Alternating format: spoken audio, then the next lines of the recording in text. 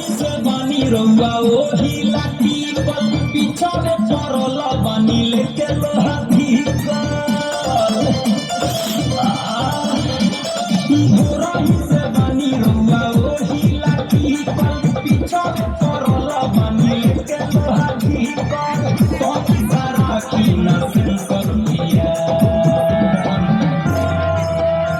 सटाई न सेंसर पिया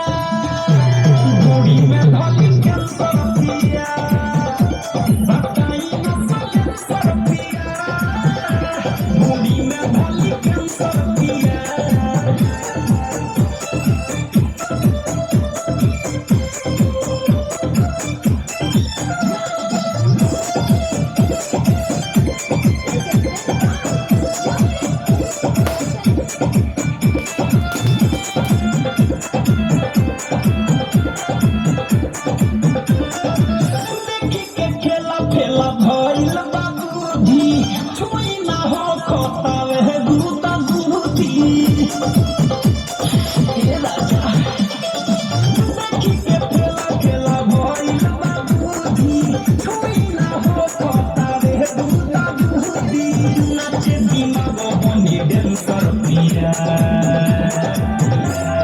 सटाई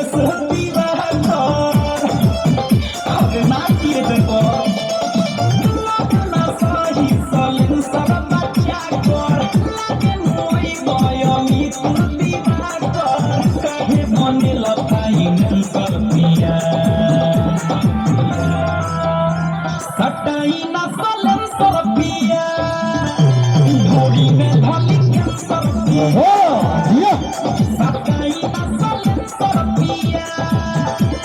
गोड़ी में धली कैंसर पिया भोरही से बानी रउआ ओही लाठी कल पिछड़े पड़ल बानी लेके लोहाधी कल तनी सारा की न सेंसर